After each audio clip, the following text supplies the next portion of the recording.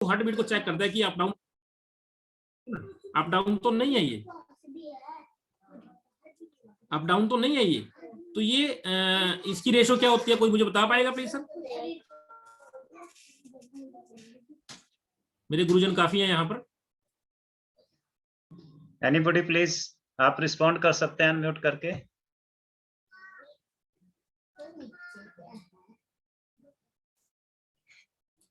अंजलि जी ने कोशिश की है पर चलो बात लग नहीं पाई। मैं बताता हूँ 72 टाइम पर मिनट सर, जो एक्यूरेट रेट है। लेकिन इसका एक रेशो जानने का एज वाइज ये भी डिफरेंट होती है।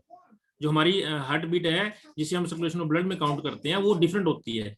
जो हमारा श्वास गति है उसके 4 गुना एज के हिसाब से, उसी हिसाब से आप सभी उसको बाइफिकेट कर सकते हो। एज जो हमारी जैसे अडल्ट में 18 है तो ये 72 टाइम पर मिनट होती है। ये एक्यूरेट ये भी नहीं रहती, जैसे वो 15 से 20 थी, ये हम 60 से 80 के बीच में काउंट करते हैं।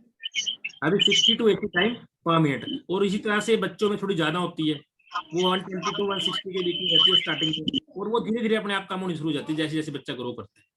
कुछ बच्चे जल्दी ग्रो कर लेते हैं, कुछ बच्चे थोड़ा लेट ग्रो करते हैं, उसी हिसाब से वो हमारी हार्ट बीट रहती है। अब हमने पता करना है कि ब्लड सर्कुलेशन चल रहा नहीं चल रहा। अगर ये यहाँ पर इसकी ये नब्ज आपको सुनाई नहीं देती, इसका दूसरा आसान तरीका है, अगर ये कई बार नहीं हमें फील हो पाती, हमें अपनी भी कई बार नहीं फील होती, अब देखते हैं, तो दूसरी हमारी कैरोटिड प्लस, ये बोलते हैं इसको, ये है ना यहाँ पर, अरे देखो आप हाथ रख के देख सकते हो, यहाँ पर दोनों तरफ है यहाँ, इसलिए का फायदा ये है आपको आसानी से अनुभव होगी। ये अगर आप रख के देखोगे तो आपको नजर आएगा यहाँ फील होती है। आप यहाँ से रख जाइए, क्योंकि अगर इसका ब्लड लॉस हो चुका है बाजू से या किसी जगह से, तो ये थोड़ा सा कम पड़ जाएंगे दोनों तरफ की, ठीक है ना। इनमें भी होती है, नीचे भी होती है वैसे तो ये हार्ट बीट, लेकिन हमने चेक करनी है सिर्फ ये वाली, और इमीडिएटली हमारे हाथ यहाँ पर चला जाएगा कैरोटिड पल्स के ऊपर। अगर ये ठीक है तो इट मीन्स ब्लड सर्कुलेशन चल रहा है, अगर ये ठीक नहीं है तो इट मीन्स हार्ट काम नहीं कर रहा है। तो हमने क्या करना है, अगर हार्ट काम नहीं करना तो इमीडिएटली हमने यहाँ पर क्या करना है, इसको इस तरह लेटा हुआ जो व्यक्ति है उसको थपथपाना। बच्चा है तो हम ये एक फिंगर का प्रयोग कर सकते हैं, थोड़ा आराम से मारे, और उसको एक फिंगर से हम उसको कार्डियो मसाज देना है, सिर्फ 0 से 6 साल के बीच में। That was thumb. इस थंब का एक का यूज करना है, जो मैंने सेंटर पॉइंट बताया था उसके ऊपर ऐसे दबाना है, 1 2 3 0 से आधा इंच उसके अंदर जाना चाहिए, दबना चाहिए। वो ऐसा नहीं है कि हमने सिर्फ बच्चा ऐसे ऐसे हिलाना है, नहीं, 1 2 3 4 5 6 7 8 9 10 ऐसे 100 की स्पीड पे 1 मिनट में 30 बार करना है। 6 महीने से 1 साल के बीच का है तो हम 2 फिंगर यूज कर सकते हैं, और अगर 1 साल से 1 साल का है तो हम 1 हाथ से भी कर सकते हैं उसके पश्चात 3 साल तक। लेकिन उस अगर जब 6 साल के बाद जो हमने यूज करना है, ये वाला प्रोसेस यूज करना है, जो अडल्ट के ऊपर हम करते हैं मोस्टली। ये हिस्सा होता है, कोई राइट लेफ्ट का कोई सीन नहीं है, जो एक्टिव हाथ हो आपका, जो आपको लगता है कि आप कर सकते हो, उस व्यक्ति को बिल्कुल उसी पॉइंट पर रखना है जो मैंने आपको बताया ना, ये स्टर्नम बोन के बीच में जो सेंटर पॉइंट है उसके ऊपर रखना है। ये हमारे हाथ की वजन ये होनी चाहिए, ये आगे उठा हुआ ऐसे ही दबाना हमने। एक तो आवाज आ रही है ना सर? ये इसके अंदर तो एक्चुअली प्रैक्टिस के लिए स्प्रिंग डाला हुआ है, वो आवाज करता है, ठीक है ना। लेकिन हमने घबराना नहीं है। जो बड़ा व्यक्ति का हमने जो स्टार्टिंग करने से पहले उसको 1 2 ऐसे उसको गद्दे मारने या चोट करनी है हाथ से। उसका कारण क्या है कि डॉक्टर के पास में हम कई बार पेशेंट को लेके जाते हैं ना, तो डॉक्टर देखता है, उसके पश्चात क्या करता है, वो शॉक देता है। उसका शॉक का कारण ये है, भी अगर उसकी ब्लड सर्कुलेशन बंद थी तो उसको इमीडिएट चालू करना चाहता है वो, ताकि उसके शरीर के अंदर जो भी कहीं पे कमी हो, कोई जो, क्योंकि जो शरीर के बॉडी पार्ट्स होते हैं सर, लंग्स होते हैं, सेल्स होते हैं, वो एकदम डेड नहीं पड़ते, वो धीरे धीरे डेड पड़ते हैं। लेकिन अगर उसमें ब्लड सर्कुलेशन ठीक रहेगा तो वो डेड नहीं पड़ेंगे, वो एक्टिवेट सांस चालू, श्वास भी बंद है और हृदय गति भी बंद है। ये अक्सर कब होता है, या तो बिजली करंट लगा, मैंने आपको भी बताया, थोड़ी देर पहले बताया था। दूसरा, या व्यक्ति को डूबा है, आपने निकाला, उसका भी हो सकता है, पहले उल्टा उल्टा के पानी निकालोगे, उसके बाद देखोगे उसकी श्वास गति चीजें बंद है, तो आपको सीपीआर की जरूरत पड़ेगी। तीसरा, कोई व्यक्ति किसी भारी वस्तु, श्वास गति धड़कन बंद मिलती, दोनों काम एक साथ करने हैं, 2 बार श्वास और 30 बार कार्डियो मसाज, उसको हम बोलते हैं सीपीआर, कार्डियो पल्मोनरी रेसिस्टेशन, यानी हृदय व श्वास गति को पुनः चालू करना। ये हमारा प्रोसेस रहता है। 2 बार श्वास दिया उसी तरीके से और 30 बार इसको किया, वो हमने प्रोसेस करना है। वो कब तक करना है, थोड़ा सा एक बार किया, थोड़ा सा 15 से 20 सेकंड का उसको ब्रेक दिया, दोबारा से किया तो उसको ब्रेक दिया, तब तक करना है जब तक वो दोनों उसके चल नहीं जाते। अगर 2 हेल्पर हैं तो एक व्यक्ति सीपीआर कर सकता है, कार्डियो मसाज कर सकता है, एक श्वास दे सकता है, ठीक है। हमारी जो फर्स्ट एड के अंदर है सीपीआर का एक अलग ही महत्व है, और अक्सर हम देखते हैं कि सीपीआर अगर किसी को प्रॉपर्ली आता है तो जिस व्यक्ति की श्वास बंद है, धड़कन बंद है, उन दोनों तरह के व्यक्ति जान जाने के काबिल होते हैं। तो ये हमारा सीपीआर का कसम। इसके पश्चात हम अक्सर स्कूल्स में देखते हैं, नेक्स्ट हमारा आ जाता है इसके शरीर पे। अगर आपने दोनों काम चालू कर दिए हैं, इस व्यक्ति को श्वास गति चालू कर दी है, और इसके पश्चात इसकी धड़कन भी चालू कर दिया। अब हमारी पॉइंट था कि यहाँ सोल्जर पे इसके जो हंसली की हड्डी चोट लगी हुई, यही था ना जी हमारा कैजुअलिटी के साथ। उस कैजुअलिटी की हड्डी को हमने, हंसली की हड्डी को हमने स्थिर करना है। स्थिर करने के लिए क्या करना है, हम जो अपने बटन होते हैं कई बार इसका भी प्रयोग कर लेते हैं, या कोई पट्टी है, कपड़ा है, उसके माध्यम से भी उसकी पट्टी बनाकर हम उसके प्रयोग कर सकते हैं। तो उसको हमने स्थिर करना है। उस स्थिर करने के लिए हमने कोई भी कपड़ा लेना है सर, कोई भी जो कपड़ा है उस कपड़े का कोई डायगोनल, अगर हमारे पास कपड़ा तो उसको हमने थोड़ा सा आमने सामने के सिरे मिला के उसको पट्टी बनाने के प्रयोग करना है। इस कपड़े को हमने पट्टी के रूप में प्रयोग किया, अगर हम इसको बाजू में बांध के गले में टांगेंगे तो ये पोर्शन स्थिर हो जाएगा। इसके ऊपर आप प्रॉपर्ली ये इस तरह से, अगर हंसली हड्डी की टूट है तो आपने क्या करना है, एक तो इसका जो पैड बनाकर इसके कंधे के नीचे और इस हाथ को यहां पर स्थिर करना है। इस पोजीशन में स्थिर करना है कि यहां से इसका कपड़ा गुजरेगा, पट्टी जिसे हम बोलते हैं, इसको हम स्थिर करके इसको हम शिफ्ट कर सकते हैं, क्योंकि इसकी हंसली हड्डी टूटी है। हंसली हड्डी क्या है, हमारे शरीर की सबसे नाजुक हड्डी है, वो जुड़ भी खुल सकती है और उसको अगर प्रॉपर्ली आप सपोर्ट कर दी डॉक्टर तो वो दोबारा से टूट भी जाती जल्दी और जुड़ भी जल्दी जाती है बॉडी। ठीक है सर, इस हड्डी में हमारा ज्यादा जैसे ओपीओसी बार ठीक हो जाएगा उसका प्रोसेस, उसको फर्स्ट एड की ज्यादा जरूरत नहीं पड़ेगी। नेक्स्ट है हमारा सर, अक्सर हम स्कूल में देखते हैं मिर्गी का दौरा बच्चों में पड़ता है। मिर्गी का दौरा क्यों पड़ता है, अगर शरीर मस्तिष्क को किसी भी स्नायु तंत्र को हमारे किसी भी कारण से स्नायु तंत्र में ऑक्सीजन की और या मस्तिष्क में ब्लड की कमी हो जाए, बच्चे चक्कर खा के गिर जाते हैं, बच्चे चक्कर खा के गिर जाते हैं तो हम घबरा जाते हैं, हमें घबराना नहीं है। इस तरह के बच्चों को सर कोशिश करनी है कि जो रोज हैं उस रो में आगे की तरफ खड़ा करें। लेकिन बच्चे क्या होते हैं, जो हमारे साथी होते हैं, हम भी स्कूल में पढ़े हैं, तो बच्चे क्या करते हैं, मेरे से पीछे हो जाता, गिर जाएगा, वो कहता है मेरे से पीछे, तो उसको लास्ट में पहुंचा देते हैं। लास्ट में जब गिरता है तो उसको कोई संभाल नहीं पाता। उस बच्चे को आप या तो बीच में रखिए या बिल्कुल आगे रखिए, ताकि उसको संभालने के लिए उसको दोनों तरफ कोई ना कोई व्यक्ति हो। ऐसे व्यक्ति का हम ज्यादा, हमें फर्स्ट एड नहीं देनी, उस व्यक्ति के पास ज्यादा भीड़ एकत्रित नहीं होने देनी। उस व्यक्ति के पास क्या करना है, बच्चे के पास हमने उस बच्चे को इसी तरह से सीधा लेटाना है और उसकी लेग्स को 2.5 से 3 फुट ऊपर तक, 2.5 से 3 फीट ऊपर तक हमने उठा देना है। इसका कारण क्या है कि हमारा जो कुछ लोग क्या करते हैं, जैसे मेरे को दौरा पड़ता है, कोई हाथ मलता है, कोई पैर मलता है, ऐसे करते हैं ना, वो काम हमने बिल्कुल नहीं करना। ये हमने अवेयर करना है बच्चों को। अगर किसी को मिर्गी का दौरा पड़ता है तो लोग क्या करते हैं, उसको जूता तक सुंघा देते हैं, सुंघाते हैं ना सर, ये बात। तो हमने वो कोई ऐसा काम नहीं करना जो हमारी फर्स्ट एड के दायरे में या मेडिकल उस चीज से बाहर हो। उस चीज से कोई कुछ नहीं होता, क्योंकि जो मिर्गी का दौरा है वो उसकी ड्यूरेशन होती है सर 1 मिनट से लेके मैक्सिमम 3 मिनट तक, उसने वो ड्यूरेशन पूरी करनी है कैजुअलिटी के हिसाब से। अगर वो व्यक्ति 1 मिनट से 3 मिनट तक उसने अपनी ड्यूरेशन पूरी करनी है, यदि आप उसकी ब्लड सर्कुलेशन को ठीक कर दोगे ग्रो हो जाएगा, और अगर लेट करोगे तो 3 मिनट तक दोबारा भी आ सकता है बीच में। क्यों, जिस व्यक्ति को मिर्गी का दौरा पड़ा है वो हाथ पैर मारता है और कोशिश करता है आप लोगों से बात करने की, और इस बात करने की कोशिश में उसकी जीभ कट जाती है। जीभ उसका रोकने का तरीका है, उसको आराम से लिटाइए, उससे बात कीजिए, उसकी हाथ थोड़ा सा हल्के से पकड़ लीजिए, जोर से पकड़ना, वो खोचेगा मुझे कुछ हो गया, मुझे पकड़ना चाह रहे हैं ये। दूसरा, अपने पास इमीडिएटली तैयारी कर लीजिए आप, कोई लकड़ी, मजबूत सी लकड़ी हो, प्लास्टिक को तोड़ देगा, या कोई ऐसी चीज जो चुभे ना उसको, उसके ऊपर कोई कपड़ा बांध लीजिए और उसके मुंह और जीभ के बीच में रखनी है आपको, अगर लगता है कि उसको दोबारा आने के चांसेस हैं, और उससे बात कर दीजिए। मुंह पे छिंटे मारे, पीने को उसको कुछ भी मत दीजिए, क्योंकि मिर्गी के दौरे में अक्सर कई बार हम कहते हैं कि उसको पीने को कुछ देर जल्दी ठीक हो जाएगा, ऐसा नहीं है। 1 मिनट से लेकर 3 मिनट के बाद मिर्गी का दौरा ऑटोमेटिकली ही ठीक हो जाता है। इसका एक पूरा इलाज होता है, एक कोर्स होता है डॉक्टर के इलाज से। अगर उसको लगता है कि बार बार पड़ते हैं, फेंटिंग उसको आती है, तो ये ऐसा नहीं कि किसी को बार बार पड़ती है। कई बार हम प्रेयर में लेट हो गए सुबह क्लास में, तो बच्चा दौड़ के आता है आपके पास प्रेयर में, इमीडिएटली लाइन में खड़ा हो जाता है और पिछले से लास्ट में खड़ा होता है। लेकिन खड़ा क्या होता है, ताकि आपको उसकी प्रेजेंस लग जाए, लेकिन उसका जो ब्लड सर्कुलेशन है वो पांव की तरफ चला गया। जब हम चलते हैं ना, सर्कुलेशन थोड़ा नीचे आता है हमारा, ठीक है ना, वो मस्तिष्क में कम हो जाता है, उसका स्ट्रेस हो जाता है मस्तिष्क में डर की वजह से। तो उस वक्त हमने उसकी गौर करनी है। अगर किसी व्यक्ति को बार बार फेंटिंग पड़ती है तो मेरा सभी से अनुरोध है, उसका एक ट्रीटमेंट होता है, डॉक्टर से वो ट्रीटमेंट करवाइए, वो ठीक हो जाएगा। और उसको, बच्चे को अकेला न छोड़ें, किसी गहरे पानी के पास न जाने दें, कोई कुएं के पास न जाने दें, अकेले ड्राइविंग न करने दें कुछ भी, जब तक उसको लगता है कि फेंटिंग बार बार आती है। ये 3-4 बातें उस व्यक्ति के या उस परिवार के बच्चे के मन में या परिवार वालों को बता के रखनी है अभी। और उसकी दवा का चार्ट बना के उसके साथ हमेशा रहना चाहिए, बैग में या पॉकेट में, जैसे भी है, ताकि उसके बारे में दूसरों को जानकारी रहे। लेकिन उसको डीमोरलाइज नहीं करना है। अगर उस बच्चे को हम डीमोरलाइज करेंगे तो उसको फेंटिंग ज्यादा आएगी, उसको लेना कोई बात नहीं, रूटीन का आप ठीक हो जाओगे। उसके मन में इस बात को करना है भी आप थोड़ा सा अपनी सेपरेशन और एक्टिविटी थोड़ा ठीक रखना। बस ये हमने मिर्गी के दौरे में उसको सर फर्स्ट एड देनी है। और उसको डॉक्टर के पास ले जाने का तरीका, अगर आपके पास कोई गाड़ी है तो अच्छी बात है, उसको लेटा के ये टांगे ऊपर करके ऐसे ही ले जाना है आपने। अगर बैठा के कोशिश करनी ना ले जाए, लेकिन अगर नहीं कोई पॉसिबिलिटी है तो जब वो बिल्कुल ठीक हो जाए, जब 10-12 मिनट निकल जाए, तब उसको डॉक्टर के पास लेके जाना है। हम अक्सर क्या करते हैं, जब किसी को चोट लगती है, कुछ प्रॉब्लम होती है, यहाँ से पकड़ते हैं दो व्यक्ति यहाँ टांग से पकड़ते हैं, ऐसे उठा के चल देते हैं। उठाने का बिल्कुल गलत तरीका है। किसी पेशेंट को इस तरीके से नहीं उठाना। मेथड ऑफ ट्रांसपोर्टेशन में इसको डिनाई किया गया है, क्योंकि अगर व्यक्ति को हम ऐसे उठा के ले जाएंगे, हो सकता है इसकी रीढ़ की हड्डी में कोई छोटी प्रॉब्लम आई हो, और रीढ़ की हड्डी के साथ हमारी स्पाइनल कॉर्ड जुड़ी होती है। स्पाइनल कॉर्ड का काम क्या होता है, जिसे हम सुषमा नाड़ी बोलते हैं। स्पाइनल कॉर्ड का हमारा सर काम होता है हमारे शरीर की जो डायरेक्शंस है, मस्तिष्क की डायरेक्शंस है, वो शरीर के सभी अंगों तक पहुंचाना। अभी मैं आपसे बात कर रहा हूँ, आप कोई मेरे से बात करेगा, कोई पैर हिलाता है, कोई हाथ हिला रहा है, ये सारी चीजें कहाँ से हो रही है, डायरेक्शन कहाँ से मिल रही है, हमारे मस्तिष्क से।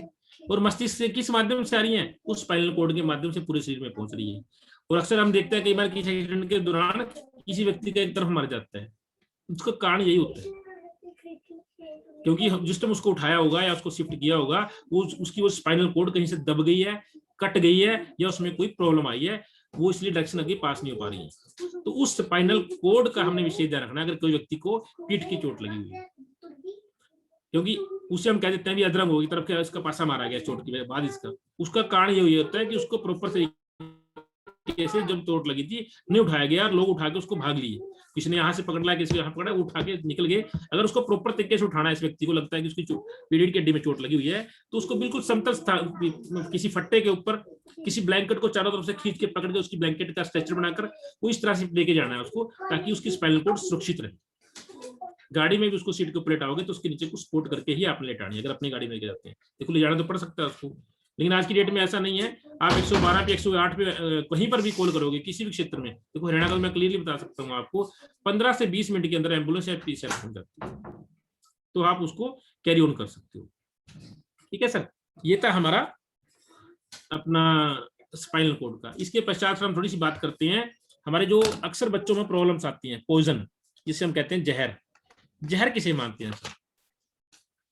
जहर कोई भी एक ऐसी वस्तु है सर जो हम अवस्था, मेरे को सभी आवाज क्लियर आई सर सभी को मेरी? हाँ जी सर, बिल्कुल बढ़िया, बिल्कुल। Thank you sir. पॉइजन अक्सर हम देखते हैं ना बच्चों में, हमारे स्कूल्स में जब हम बात करते हैं डिजास्टर मैनेजमेंट की सर, थोड़ा सा मैं इसके ऊपर भी आपकी रोशनी डाल देता हूँ पॉइजन के साथ साथ। जैसे डिजास्टर मैनेजमेंट में क्या होता है कि डिजास्टर क्या है, एक कोई ऐसी आपदा है, प्राकृतिक आपदा है, नेचुरल डिजास्टर है, मैन मेड डिजास्टर है, जिसकी वजह से हमारा ह्यूमन लॉस भी होता है और अपना स्ट्रक्चर लॉस भी होता है। ठीक है ना? तो उस डिजास्टर की हमारी 3 स्टेजेस होती है सर। सबसे पहली होती है प्री डिजास्टर, फिर ड्यूरिंग डिजास्टर और फिर पोस्ट डिजास्टर। प्री डिजास्टर में हमने तैयारी करनी पड़ती है कि हमने एक ऐसा विंग स्थापित करना है कि कल को यहाँ पर कोई प्रॉब्लम होती है तो विंग वो उसके जो मेंबर्स हैं वो ऑटोमेटिकली एक्टिवेट हो जाएंगे। आपके स्कूल्स में भी आप ये काम कर सकते हो अगर आप रोड सेफ्टी का प्रोग्राम चल रहा है। इसमें हमारे रेड क्रॉस की तरफ से जूनियर रेड क्रॉस विंग आपके बने हुए हैं स्कूल्स में, कुछ में एक्टिव है कुछ में नहीं है। अगर आप जूनियर रेड क्रॉस विंग को एक्टिवेट करोगे, उसमें एक मेल काउंसलर होता है, एक फीमेल काउंसलर होता है, इस तरह 25 लड़कियां 25 लड़के होते हैं। उसको कुछ मेंटेन करने के लिए हमारी तरफ से कुछ होल्डर भी दिया जाता है और बच्चों के लिए ड्रेस कोड भी दिया जाता है। उनको फर्स्ट एड नर्सिंग की ट्रेनिंग दी जाती है जो पूरे डिजास्टर में काम करते हैं। वो बच्चे परेड में पार्टिसिपेट करते हैं और इवन दो कोई बड़ा फंक्शन होता है उसके अंदर भी पार्टिसिपेट कर सकते हैं। वो आप लोगों के लिए एक टीम बन जाते हैं, जिसे हम बोलते हैं ना भी हमें कोई इवेंट ऑर्गेनाइजर की एक टीम बन जाती है आपकी, उसी बच्चों के बीच में से। दे आर वेल ट्रेन्ड बच्चे हो जाते हैं तरह से। तो मेरी सर रिक्वेस्ट रहेगी अपने अपने स्कूल्स में जूनियर रेड क्रॉस विंग को एक्टिवेट कीजिए और उसके साथ हम आपके साथ ऑटोमेटिकली ही जुड़ जाएंगे। उन बच्चों की जो टीम होगी, जैसे कोई स्कूल में कोई डिजास्टर आता है, प्री डिजास्टर की तैयारी, हमारे स्कूल के अंदर फर्स्ट एड पोस्ट का क्रिएट करना, मोस्ट प्रोबेबली मुझे पता है मैक्सिमम स्कूल्स में फर्स्ट एड पोस्ट है, कुछ भी नहीं होगी तो उसमें आप क्रिएट कर लीजिए। एक बच्चों को 50 बच्चों को एक विंग बना दीजिए, जिस जूनियर रेड क्रॉस की विंग के हिसाब से उन बच्चों का काम क्या रहेगा। उन बच्चों को हर एक चीज का पता होना चाहिए स्कूल के अंदर, बाकी पता तो सबको होना चाहिए। स्कूल के इमरजेंसी डोर कहाँ पे है, बिजली का पॉइंट कहाँ पे है, अगर गाँव स्कूल में कोई खड्डा है तो वो कहाँ पे है, कोई मेन होल खुला तो नहीं है। इन चीजों की जिम्मेदारी उनको दीजिए, वो अपने आप आपको बताएंगे, आप उसके ऊपर काम कर सकते हैं। प्री डिजास्टर, डिजास्टर आने से पहले स्कूल की बिल्डिंग कई बार होता है बहुत पुरानी होती है, अक्सर हम देखते हैं गवर्नमेंट बिल्डिंग हम भी रहते हैं, हमारी बिल्डिंग भी काफी पुरानी हो जाती है, कई बार सरकार की तरफ से जब तक अनुदान आता नहीं बदल पाते, हमने उसकी लाइफ चेक करनी है बीच में एक्शन बी&आर के माध्यम से, किसी इंजीनियर के माध्यम से उसकी लाइफ कितनी है। तो बच्चों को अवेयर करना है कि कभी भूकंप आता है तो हमने क्या एक्टिविटीज करनी है, कैसे हमने किसी मेज के नीचे टेबल के नीचे अपने आप को छुपाना है। कोशिश तो सबसे पहले ये करनी है कि हम बाहर आ जाएं, उससे बाहर भाग जाएं। बाहर नहीं भाग पाते तो कोई टेबल के नीचे इमीडिएटली अपने आप को कवर करना है, कॉर्नर्स में अपने आप को कवर करना है, जो बिल्डिंग के कॉर्नर्स होते हैं, ठीक है ना। एग्जिट द्वार, मेन द्वार के अलावा उसके अलावा कौन कौन से द्वार हैं जहां से बच्चे निकल सकते हैं इमरजेंसी के दौरान, ये बच्चों को हमने प्री डिजास्टर में तैयार करना है। और हर एक बच्चे को फर्स्ट एड के बारे में थोड़ा जो ज्ञान देना है वो हर किसी प्रेयर में किसी उसमें हमने उसके साथ शेयर करना है। फिर आता है ड्यूरिंग डिजास्टर। ड्यूरिंग डिजास्टर में वो सभी एक्टिविटीज करने हैं जो फर्स्ट एड के दौरान हम करते हैं कि व्यक्ति को, उसमें 3 तरह की कैजुअलिटी सर हमारे पास आएंगी। एक पहली कैजुअलिटी होती है जो बिल्कुल शांत पड़ी है, दूसरी कैजुअलिटी होती है जो जिसका ब्लड लॉस काफी हो रहा है, जो आपको नजर आया उसकी बाजू कटी पड़ी है, अलग हुई पड़ी है, उसका ब्लड लॉस। तीसरी कैजुअलिटी है एक जैसे यही फ्रैक्चर ले लेते हैं, एक बार किसी के हाथ में फ्रैक्चर आया अपना कूहनी पे और वो व्यक्ति चिल्ला रहा है कि मेरा हाथ टूट गया मुझे बचाओ। तो हमने सर डिसाइड करना है कि हमने किस कैजुअलिटी की मदद पहले करनी है किसकी बाद में। ड्यूरिंग डिजास्टर का हमारा ये प्रोसेस रहता है, क्योंकि डिफाइन ऑफ कैजुअलिटी को डिफाइन करते उसका उपचार करना है, उपचार करने के डिफाइन करना है कैजुअलिटी को भी हमने किसकी मदद पहले करनी है। तो सर कोई मुझे बता पाएगा 3 कैजुअलिटी में सबसे पहले मदद हम किसकी करेंगे? प्रायोरिटी का निर्धारण करना है सर हमने, सबसे पहली कैजुअलिटी हम किसकी मदद करेंगे?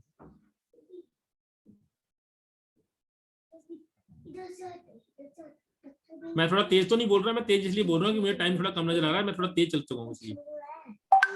नहीं सर ठीक बोल रहे हैं, सही है। वो 3 कैजुअलिटी पहले दोहरा दो एक बार, ताकि कौन कौन सी 3? मैं दोबारा से ब्रीफ करता हूँ सर। पहली कैजुअलिटी बिल्कुल शांत है, दूसरी कैजुअलिटी का नजर आ रहा है ब्लड क्लोज हो रहा है काफी तेज गति से, तीसरी कैजुअलिटी हाथ पकड़ के बैठी है कि मेरा हाथ टूट गया है, बाजू टूट गई। हमने डिसाइड किसको करना है, सबसे पहले हम किसकी मदद करेंगे ड्यूरिंग डिजास्टर? एनीवन? आपको तो पता सर, जिसमें आप रहने दीजिए कि बोलने का मौका दीजिए। विजय जी, विजय जी कुछ बोल रहे थे सर आप? हाँ सर, ब्लड वाले को सर। ब्लड वाले को, चलिए एक बात और बता दी, चलो फिर तो तीसरी तो अपने आप निकल आएगी। कोई दूसरा एक कैजुअलिटी और बता दीजिए, किसी को प्रेफरेंस किसको देंगे आप? रितेश जी, रघुवीर जी अनम्यूट हैं।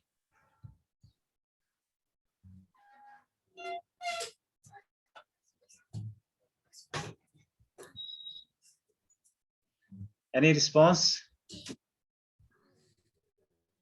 देखो डिसीजन आपने करना है, decision within 3 minute sign करने होते हैं सर। आपने जब कोई आपदा आती है तो आप उसके अंदर बच गए तो आपने डिसीजन करना है कि मैंने अपने यहाँ काम करना है इमीडिएटली स्टार्ट। तो उस काम में सबसे पहले काम आता है, चलो मैं बता देता हूँ।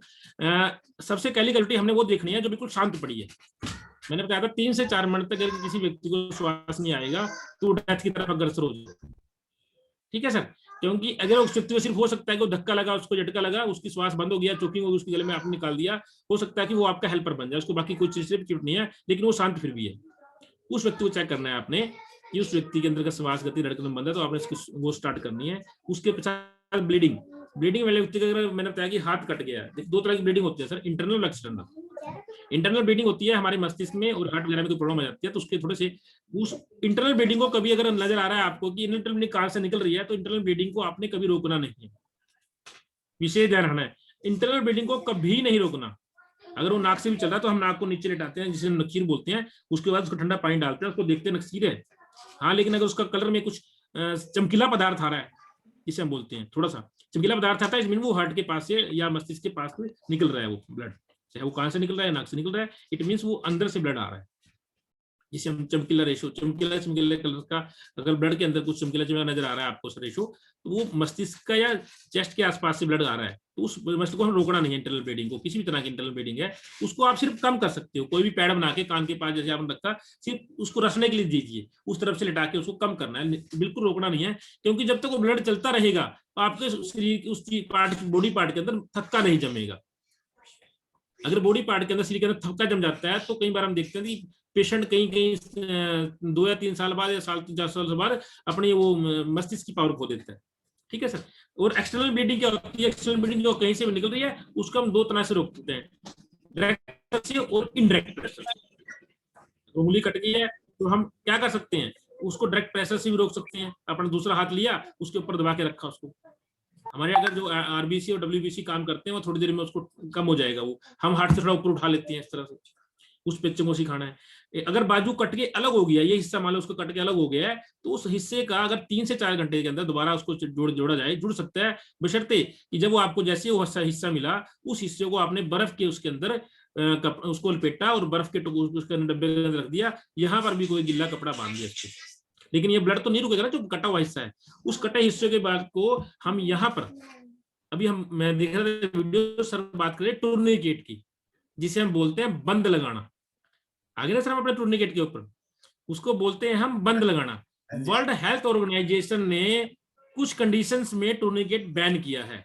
अभी हर बार हमें इमीडिएट नहीं लगाना, जब जरूरत नहीं, अंगुली कटी है आप तभी टूर्निकेट लगा के बैठ गए। लेकिन कुछ हमारे जो बॉडी स्ट्रक्चर है इंडिया का, वो काफी स्ट्रॉन्ग है, लेकिन जो यूरोप का बॉडी स्ट्रक्चर है उसमें क्या हुआ, किसी को भी बंद लगाया तो उसके बाद अगला पार्ट को काटना पड़ा, क्योंकि गिंगर नाम की एक बीमारी होती है, वो अगर उसको ब्लड ना मिले गलना शुरू हो जाता है, ठीक है ना सर, तो वो गलना शुरू हो जाता है। लेकिन इंडिया के जो लोग हैं काफी स्ट्रॉन्ग है, उसमें इतना फर्क नहीं पड़ता।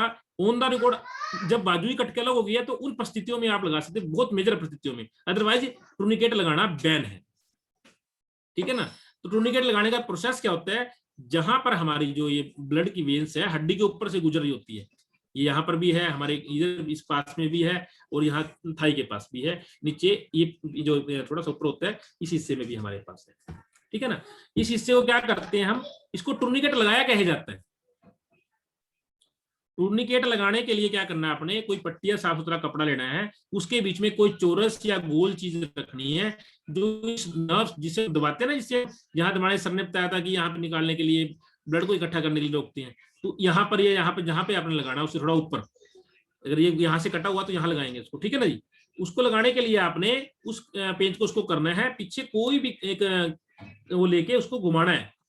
पता कैसे लगेगा, इसकी तो वजह कट चुकी है, या तो ब्लड बंद हो जाएगा गिरना। अगर इसका थोड़ा वैसे ज्यादा निर्देश नहीं करता तो आप नब्ज से चेक कर सकते हो। अगर ये कटा नहीं है तो आपको लगा वैसे यहाँ से कोई बड़ा घाव था जिसकी वजह से ब्लड निकल रहा था, तो आप इसकी नब्ज चेक कर सकते हो। नब्ज बंद हो जाएगी तो इट मींस वहां से ब्लड सर्कुलेशन बंद हो गया, आपका टूर्निकेट काम कर रहा है। लेकिन 20 मिनट से अधिक टूर्निकेट नहीं लगाना चाहिए। आपने जब भी टूर्निकेट लगाना है उसका टाइम नोट करना है। लगाना सिर्फ मेजर कंडीशन में है, मेजर वर्सनिंग कंडीशन में है, सॉरी, ठीक है ना। अगर वर्सनिंग कंडीशन ज्यादा है तभी लगाना है, otherwise tourniquet World Health Organization ने बैन किया हुआ है। नॉर्मली अगर कोई पूछता है टूर्निकेट लगाना है तो इट इज नॉट अलाउड, ठीक है ना, ये अलाउड नहीं है। लेकिन वर्सनिंग कंडीशन को देखते हुए, और हमें पता है कि अगर हम उस पेशेंट के साथ रहना है, आपने टूर्निकेट लगाना है, उसके मस्तिष्क के ऊपर टी का पॉइंट बनाएंगे, टी, तो डॉक्टर जैसे ही आपके पास पहुंचेगा तो समझ जाएगा इसके किसी बॉडी पार्ट को टूर्निकेट लगा हुआ है। उसके नीचे आप टाइम ले सकते हो, दोबारा खोल के आपने लूज किया आधे सेकंड या 1 मिनट के लिए, तो दोबारा उसका टाइम ले सकते हो, इतने बजे लूज किया था। वो 2 टाइम देखते डॉक्टर समझ जाएगा भी ये 11 बजे लगा था और 11:20 पे इसको दोबारा लूज किया था, अब ये 11:35 में मेरे पास है, तो मैं सबसे पहले टूर्निकेट का स्टार्ट वहां देखूं ब्लड लूज कहां से हो रहा है, वो उसकी तरफ उसका आकर्षण चला जाएगा। तो ये आपने इंटरनल ब्लीडिंग और एक्सटर्नल ब्लीडिंग में कुछ बातें विशेष ध्यान रखनी है, बच्चों को भी बताना है। अभी ब्लड देख के कुछ बच्चों को चक्कर आते हैं, घसी पड़ जाती है, तो वो चीज नहीं करनी है। उनको थोड़ा समझाना है कि कोई नहीं, ब्लड ऐसा नहीं है, एक व्यक्ति में सर ब्लड कितना होता है हमें इस बात की जानकारी होनी चाहिए, क्योंकि जब हम किसी चीज से डील करते हैं ना उसकी जानकारी बहुत जरूरी है। हम अक्सर ब्लड डोनेट भी करते हैं, हमारे यहाँ काफी आपके यूनियन है, मैंने देखा है कई बार कैंप्स लगाती है, अभी सितंबर मंथ में भी लगा था एक कैंप आपका, तो काफी अच्छा है डीसा, उसमें चीफ गेस्ट आए थे आपके सभी गुरुजनों ने। तो एक व्यक्ति में नॉर्मली ब्लड कितना मानते हैं सर? सर आपके एक रिप्लाई से मुझे लगता है कि मैं कुछ बात कर रहा हूँ, आप लोगों से इंटरेक्शन हो रहा है जी। Anybody? Blood in a human body, एक हमारे हमने अपनी बॉडी में लीजिए भी, आपकी बॉडी में कितना मैक्सिमम ब्लड हो सकता है? 75% तो हम मानते हैं कि पानी है शरीर में। राजन जी, हाँ जी, कोई राजन जी कुछ बोल रहे थे लेकिन कोई, हाँ जी, अजय जी बताइए। अजय जी बोल रहे हैं, अजय अनम्यूट करो। 1.5 लीटर। 1.5 लीटर आवाज आ रही है? ममता जी ने 1 से 1.5 लीटर होता है। हाँ, अजय की आ रही आवाज। अजय बोलो। 3 लीटर। 3 लीटर ये डबल हो गया। हाँ हाँ जी, प्रियंका शर्मा जी बोल रहे हैं। वही हाँ प्रियंका मैम बताइए। क्या बोल रहा है? दो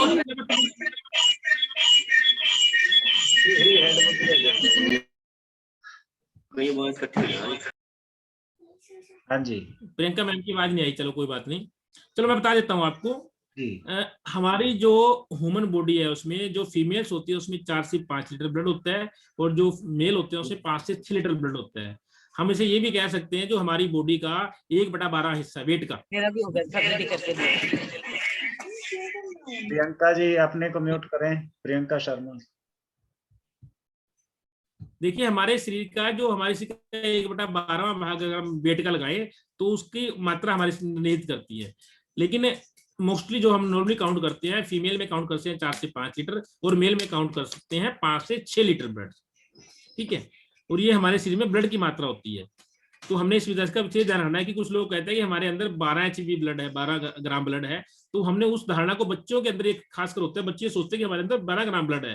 तो धारणा उनके अंदर से मिटाने है कि आपके अंदर 12 ग्राम ब्लड नहीं है, आपके ब्लड मात्रा आपके वेट के अगर 12 से डिवाइड करेंगे उतनी आ जाएगी। लेकिन ऐसा नहीं है कि कोई व्यक्ति 2 क्विंटल का उसके अंदर वजन ब्लड ज्यादा होगा, वो उसकी वेट प्रॉब्लम है, उसकी वजह से होता है। मैक्सिमम 5 से 6, किसी किसी का एचबी जरूर ज्यादा हो जाता है कि ब्लड गाढ़ा हो जाता है, उस व्यक्ति को हिदायत की जाती है जिसका ब्लड 14 ग्राम, जिसके एचबी की मात्रा 14 लेवल से अधिक है, उसको धारणा की जाती है कि आप कम से कम 3 महीने में एक बार ब्लड डोनेट कीजिए ताकि ब्लड की जो सर्कुलेशन बनी रहे। वैसे भी हम सभी व्यक्ति भी क्या कर सकते हैं, हम 3 महीने 90 दिन के बाद ब्लड डोनेट कर सकते हैं। तो हमें एक अपनी मैरिज एनिवर्सरी पे, अपने जन्मदिन पे, अपने माता पिता के जन्मदिन पे एक नियम बनाना चाहिए कि हमने ब्लड डोनेट करना है। जैसे हम साल में 2 बार करते करते हमने फिक्स किया हुआ है अपना।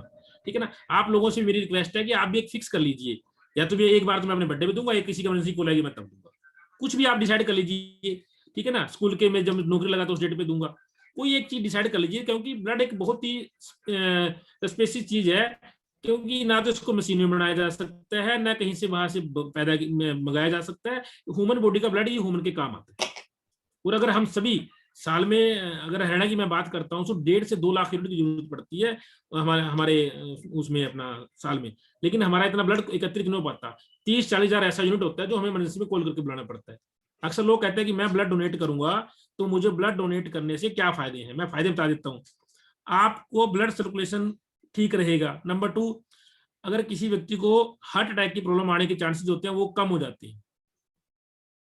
आपके शरीर में थक्के नहीं जम पाएंगे, यानी गाढ़ा ब्लड मोटा गाढ़ा नहीं होगा इसका, और आप स्मार्ट और चुस्त दुरुस्त रहेंगे।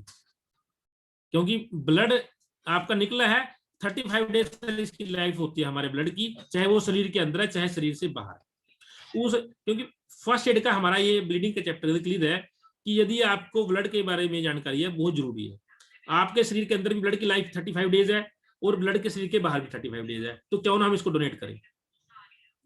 जितना आप डोनेशन के बाद अच्छा लिक्विड पीजिए, अच्छा खाना खाइए, 24 घंटे में आपकी मृत्यु हो जाती है। हाँ, प्लाज्मा बनने में थोड़ा सा 8 से 10 दिन लगते हैं, वो टर्नओवर होता है। ठीक है ना, आप रेगुलरली ब्लड डोनेट जरूर कीजिए, साल में 1 या 2 बार। मेरी सबसे इस माध्यम से ये अपील रही थी। हम आगे बात कर रहे थे डिजास्टर के ऊपर।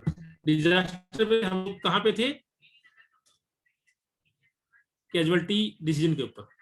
मैंने बताया था 3 तरह की कैजुअलिटी आपके पास थी, बिल्कुल शांत पड़ी है, ब्लीडिंग वाली, और तीसरी थी फ्रैक्चर वाली। हम तीनों का मैंने आपको बता दिया, बेहोश का सबसे पहले, ब्लीडिंग का उसके पश्चात, और फ्रैक्चर का तीसरे नंबर पे। हमने ये डिसाइड करना है और इमीडिएटली उन नंबर आज के लोगों को इन्फॉर्म करना है, ताकि जहां से हम लोगों को सहायता मिल सकती है उस चीज को हमने गैदर करना है। उसके बाद आता है पोस्ट डिजास्टर। पोस्ट डिजास्टर में बचता है हमारा rehabilitation.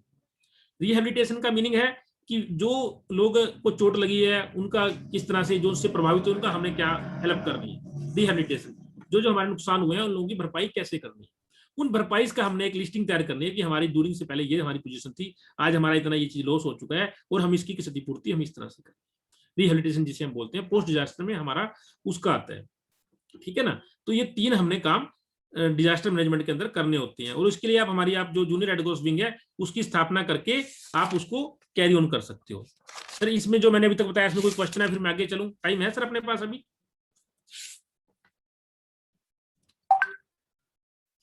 जसमीर sir? 8 minutes are left sir in this meeting. 8 minute इस मीटिंग में और बाकी हैं। चलिए, वेरी गुड। 8 मिनट जो मैंने अभी तक सर बताया, पहले उसको मैं एक बार पूछ लूं, थोड़ा किसी को कोई क्वेश्चन हो। Anybody, any query please? अगर कोई क्वेरी किसी की है, कुछ पूछना है या शेयर करना है, यू आर वेलकम।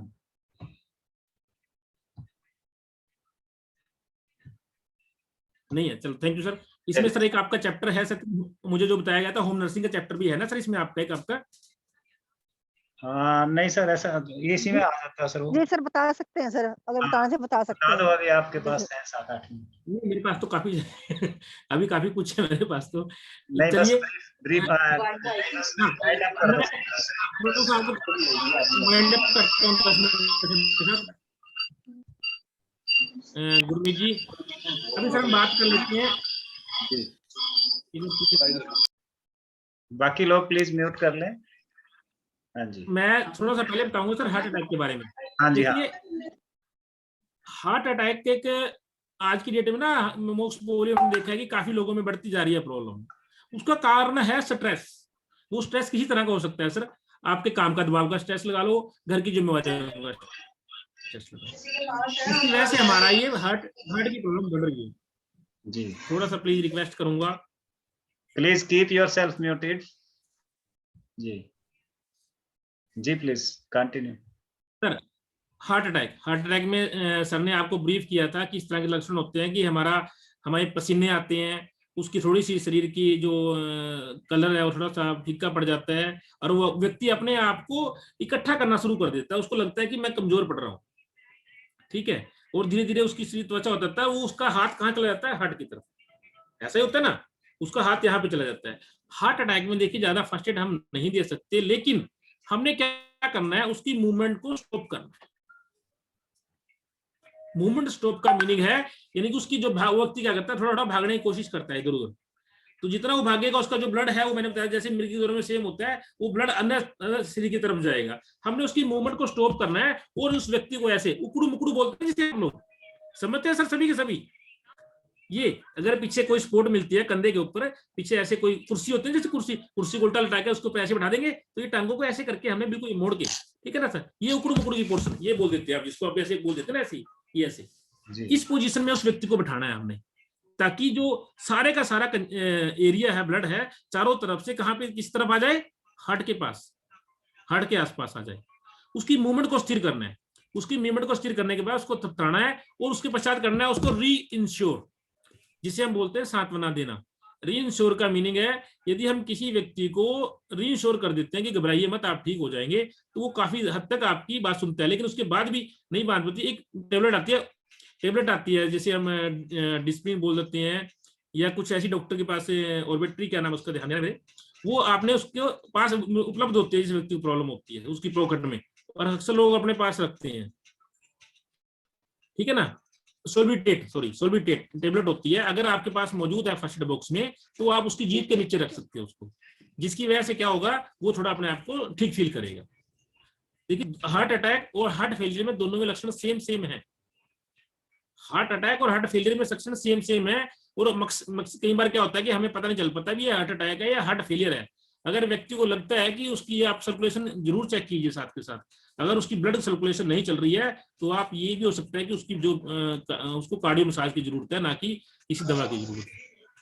दोनों को डिसीजन करने के लिए सिर्फ आपके पास 3 मिनट होते हैं, 3 मिनट में आपने कार्रवाई करनी है हार्ट अटैक वाले व्यक्ति की प्रॉब्लम के साथ। उसके आसपास भीड़ एकत्रित ना करें, उसको थोड़ा सा जस्टिफाई करें कि आपको इससे घबराने की जरूरत नहीं है। हार्ट अटैक वाले में अगर आप आपकी बॉडी को स्थिर करेंगे तो आप उसकी काफी हद तक मदद कर देते हो।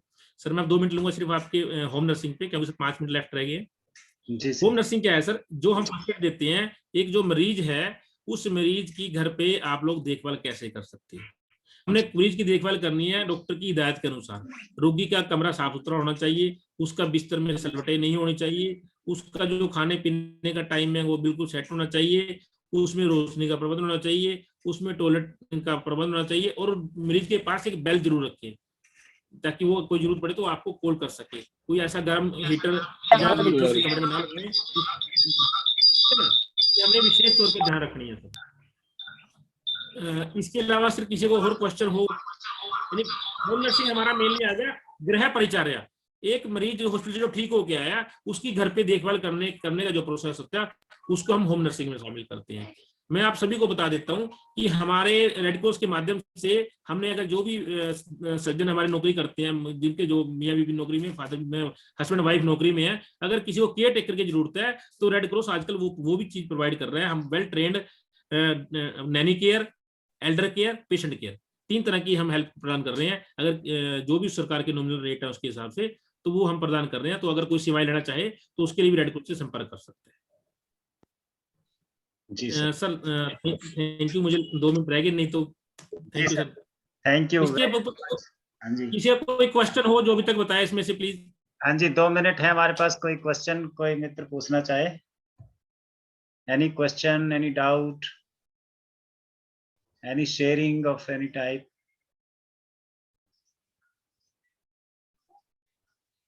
नर्सिंग, होम नर्सिंग से रिलेटेड, रेड क्रॉस से रिलेटेड?